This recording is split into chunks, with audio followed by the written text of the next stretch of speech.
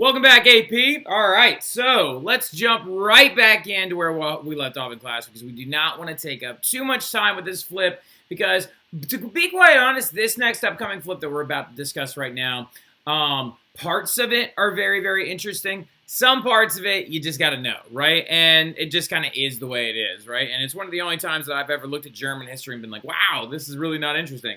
Now, look, but the big thing about it, though, is we are discussing some major themes going on throughout European history, right? We're discussing the liberation of Greece, liberal reform, the isms that were birthed of conservatism, classical liberalism, socialism, the radical ideologies and things like that are now all coming into a clash with one another, and they're beginning to try and exert their power, right? And a lot of it came to the head when we discussed this in class, right? Where we talked about the Revolution of 1830, also known as the Three Glorious Days, or the July Revolution in 1830, and how in like 3 days a monarchy is going to be overthrown, that of Charles X, right? And that this guy's going to end up taking over. That's not Louis Philippe. That's Louis XIX, the guy that was king for about 20 minutes, right? This guy actually ended up taking over, and his name was Louis Philippe, Duke of Orleans. All right, Orleans as in, yes, the region of France that New Orleans itself is named for. Why won't you just zoom? Oh my gosh, why won't you just zoom in like normal? There we go. All right, so Louis Philippe, Duke of Orleans, all right, so takes the throne after Charles flees in abdication, right? And so really quick, Louis Philippe is going to take over, and he is going to be considered liberal early on, right? Because he said that he is the king of the French people. These two bullet points go together, by the way. He says that he is the king of the French people. He claims that he is going to extend voting rights from 100,000 to 170,000, which, again, is a drop in the bucket of the number population of France. I think this is really, really goofy. And I also think that it's a very, very big indicator of how many liberals felt very cheated because they thought he was way too moderate, right? And by moderate, I mean he was still trying to constantly appeal to the landed aristocracy of France and to the wealthy elite of France, right? He was trying to play both sides. He wanted to be conservative and liberal all at the exact same time, instead of just making a stand as being somebody that could bring in more suffrage, as somebody that could bring in free market economics that are unhindered by the government. As somebody from the socialist perspective that could bring in universal suffrage and government intervention into business practices, right? And some of you are beginning to see the big elements that contradict. Now look, but the big thing though, many liberals did feel cheated, right? Socialists especially felt cheated. Now, in the long run though, it also is just kind of a good symbol, this 100 to 170,000, because it kind of shows you that their views were right? That they really were very correct. Like, for example, this is a time that Louis Philippe successfully tried to censor the press and got all mad. The man who made this cartoon, who tried to say, look, you can make a pear in like no time at all with this painting or this drawing, shows Louis Philippe, a caricature of Louis Philippe, being slowly turned into a pear, right? So in just a few simple artistic strokes, right? And the big thing about it was the guy who drew this ends up going to jail for 15 months and having to pay a $10,000 franc fine, right? Due to the fact that he made an image that was non-flattering to the king. Also, just so you know, in French, le pois, or like a pear, is actually also kind of a slang insult for a dummy. All right, so like, but the big thing though is this is just kind of an example of that. This is an old radical or an old non-radical perspective of a monarchy trying to throw some negativity onto a person and be non-liberal and not being able to take any kind of criticism, right? So now and he tried to send somebody to jail and fine them, right? This also, things got to a head so much to a point that a liberal / socialist person in France, well, I don't know what the word I'm looking for here, but we'll call him an attempter, right? So tried to assassinate Louis Philippe. He actually was trying to be assassinated multiple times, right? Something that you should probably make a note of really, really quickly is going into the late 1800s, political assassinations become a huge deal, right?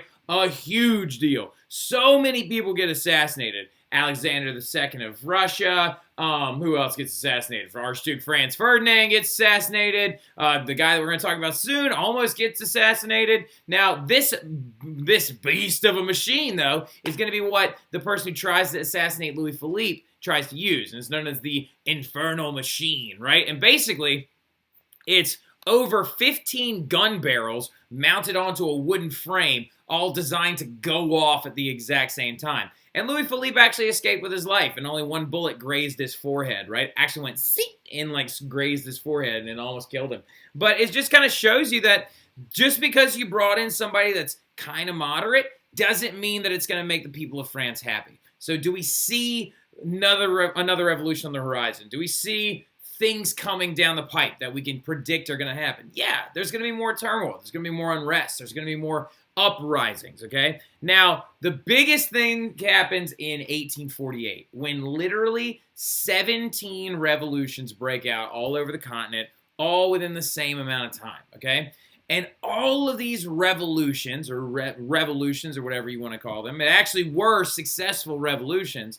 They all stuck to a very common pattern, right? So, and if you want to, if I start going along too fast, just pause me, write that down, and get after it, okay? Because like I said, I don't want this to be too long for y'all. Actually, I'm going to turn a timer on real quick so I can just like make sure I'm not using up your entire weekend, okay? Now, the big thing, though, common pattern, is first of all, in the spring of 1848, typically around May or March, right? Because this is oftentimes referred to as the springtime of the people, right? So, in the spring of 1848, there's going to be an astonishing amount of revolutions that occur, and all of them, for the most part, are going to be successful, right? So you're going to see a huge amount of success by liberalist and socialist nationalists, right? So liberal, social, radical nationalists. So anyone who's not conservative has a major push forward and does very, very well for themselves. The June days. I need to check the date on something real fast.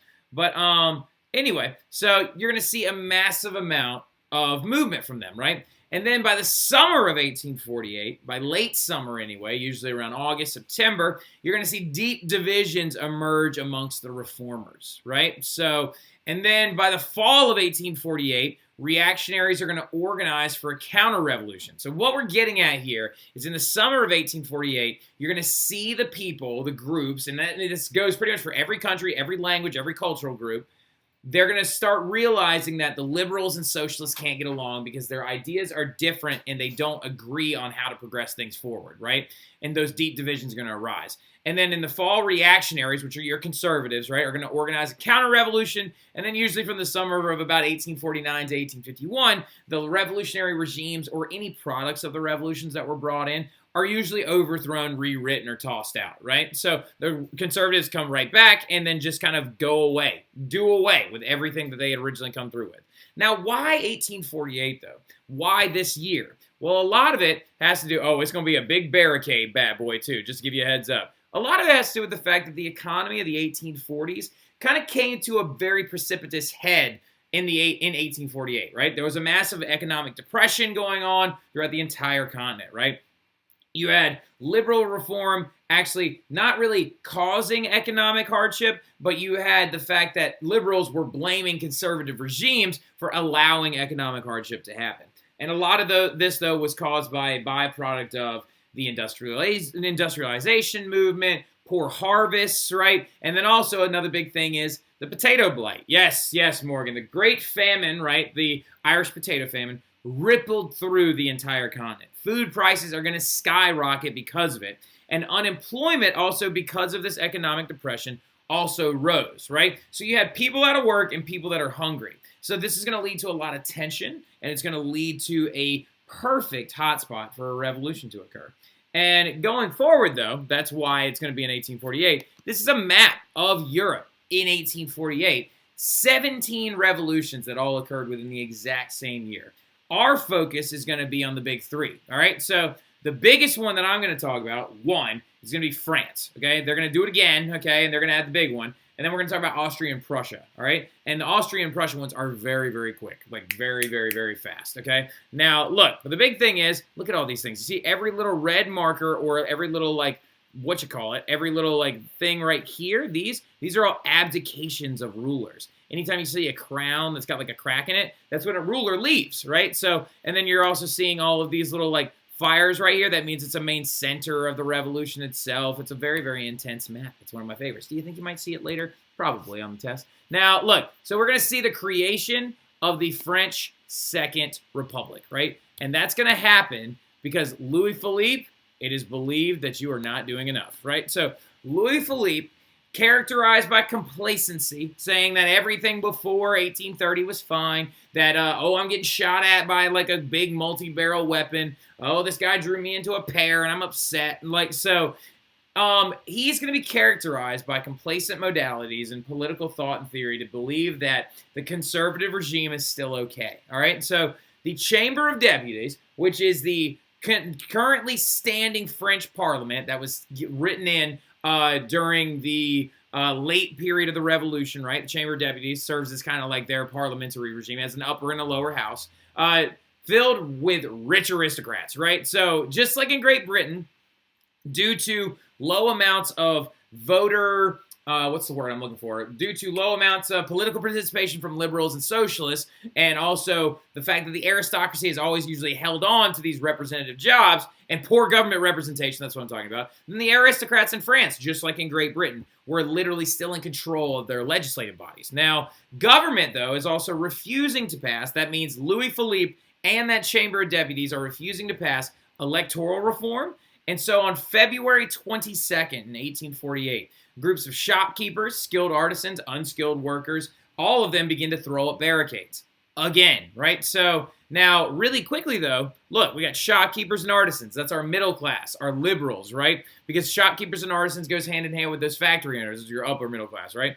Unskilled workers, those are our socialists. They're going to throw up barricades again. They're working together. They united to actually get this accomplished. And this is what the February Revolution looked like, right? So this is an insane time period. This is ridiculous. The February Revolution, they threw up humongous barricades to have the revolution be effective, and it is going to be effective. Louis Philippe is going to abdicate after just 2 days. He didn't even hold on for as long as Charles did. Charles at least took him a while before he ran off and stuff like that. But 2 days later, the revolution, it ends up putting his grandson in power. Louis Philippe's grandson is only 9 years old, though. So due to this ridiculousness that we just now inherited a 9-year-old monarch, the Republic, or the people of France and the Chamber of Deputies decide that it is, we're done. We're done with this king nonsense. We're done with it. We're never going to have one ever again. Get rid of it. I don't care what the Congress of Vienna said. We just don't want one anymore. And so they get rid of it. They abolish the monarchy, and they create a new provisional government known as the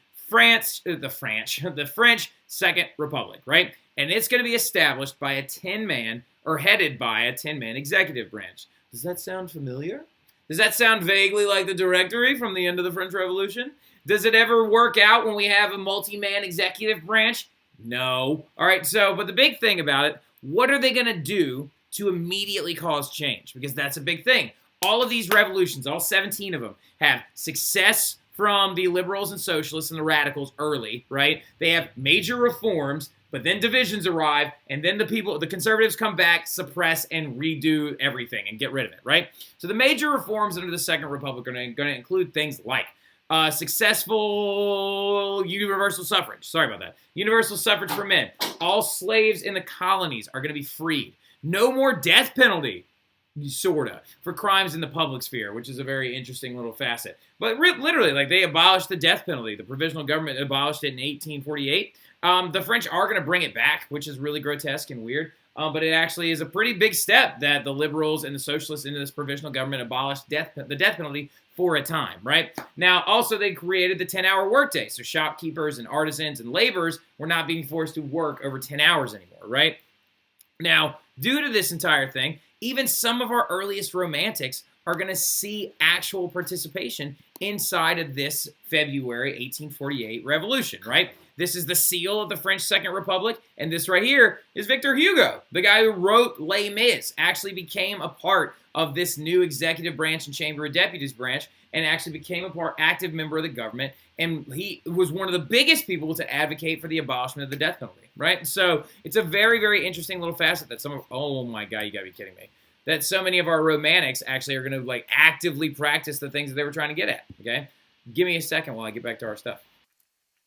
All right, so right back where we like left off. Sorry about that. But here comes phase three: the breakdown amongst the ideologies and the eventual rollback of reforms by conservatives. Right. So we got to phase one, which was early success. Phase two, major reform. Phase three, we're going to see counter-revolutionaries because of the deep divisions. And phase four, we're going to see the rollback. Right now, look, this is what ends up happening in France. Okay, why can't we all just get along? Right. So the competing ideologies are going to rise up. And our deep divisions are going to rise up between liberal Republicans, and by Republicans, I mean active members of the Second French Republic, right? Republicans, advocators of the Republic. Deep ideology differences are going to rise up when only the liberal Republicans only wanted to concede universal suffrage. They were like, look, we're allowed with letting every man vote in France. We don't really care, but we don't want to go much further than that. Radical Republicans, on the other hand, were demanding true socialism. They're mostly shopkeepers and affluent artisans, right? They're appalled by the situation of the poor, and they want to create this thing known as the French National Workshop, right? Now, do me a favor, where it says workshop theory, write the French National Workshops, right? French National Workshops were to be government-sponsored and created factory settings where they would create certain goods and pay people a living wage, and so basically it would create government-funded job assistance programs, right? So it's a very interesting idea, right? It's a fantastic idea. They actually began to construct them, right? They actually began to build them, and they had a couple of them successfully be created, but it's going to cause a whole mess of problems. You're going to see a massive amount of immigration into Paris, into the major cities, to get jobs in these workshops. It's going to cause a high demand for food. That's going to lead to the skyrocketing price of food when the supply begins to run out. Because as these new legislative bodies were elected, the socialists were heavily in the minority, right? Only 1 out of 7 members of the Representative Chamber of Deputies were socialists. And this is going to cause a massive uproar amongst the socialist community. They're going to be like, why didn't you vote for us? The springtime of the people. And there's going to be even another set of smaller uprisings, right? They're now not protesting against conservative bases. They're protesting against the liberals themselves, right? This is a really big moment. So with these small uprisings, they're going to be suppressed by a middle-class army. So the liberal Republicans are going to repress the new uprising of the socialists. And nothing is working. Because since this happened, and because the uprisings were occurring, and because food was running out, and because the workshops didn't seem to be working, they dissolved them and actually began to take the workers out of them and got rid of this workshop idea. Nothing is going well right now. And what ends up occurring is France is going to have their conservative pushback, right? And another violent uprising is going to occur. And it's known as the June Days, right? The June Days is when a set of violent uprisings occurred, barricades again after the workshops were shut down, right? So 10,000 people are going to die in the streets from liberal National Guard guns, okay? Very intense, very over the top, right? The National Guard comes in and actually begins to violently suppress socialist uprisings, okay? And in this moment, this is an actual picture, an artist rendering from the things known as the June Days, right? The June Days in 1848. And you can actually see liberals and socialists fighting against each other actively, right? You can actually see socialists hiding in their apartments, shooting down at middle-class army representatives, and this is all happening in front of the Arc de Triomphe, which literally was just finished being built in 1836, right?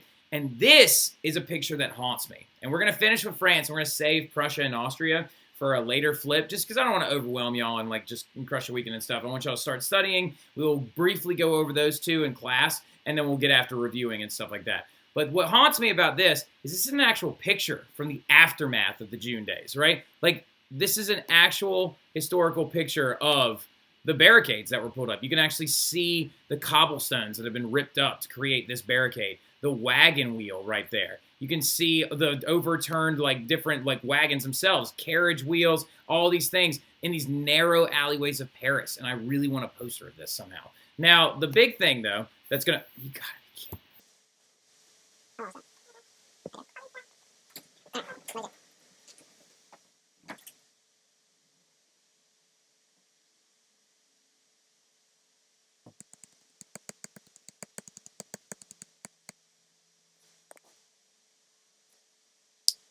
Sorry about that. This Prezi is just being all kinds of funky. That's why it's probably a good thing that we just kind of stop with the French stuff and we'll move into the Prussian stuff and the Austrian stuff later on. But just to give you a heads up, due to all this crazy intensity with the June days going on, what ends up occurring, right? And like I said, I love this picture. This image to me is a phenomenal image, and I cannot wait to have a big picture of it in my classroom. But the big thing, though, going into it, there we go.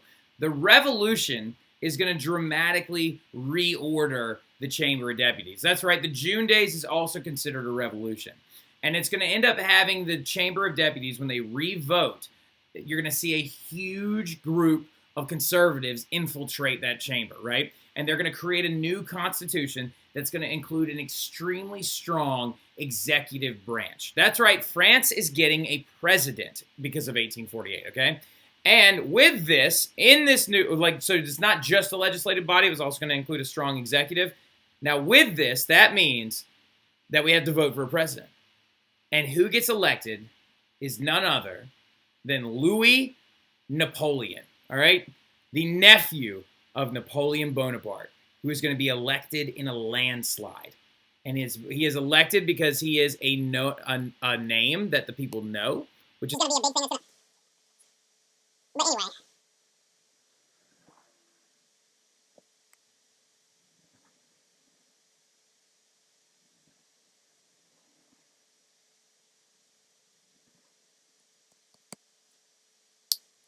But he gets elected because it's a name that the people know. They know of Napoleon. They've heard of Napoleon. They know how to vote for a Napoleon because they believe that that will coincide with great success for France again, right? And notice I said nephew, okay? Because this is Napoleon's actual son right here. That's Napoleon II. But the problem with Napoleon II is he's dead, all right? So he died in Austria by the age of 21 because of a bout of tuberculosis, okay? But what was left behind was the nephew of Napoleon, a military leader, and he is a very, very strong conservative, right? And he wants to create himself much like less of a president and more like a monarch, right? So we're going to go ahead and stop there. I hope you all have a great weekend. I'll see you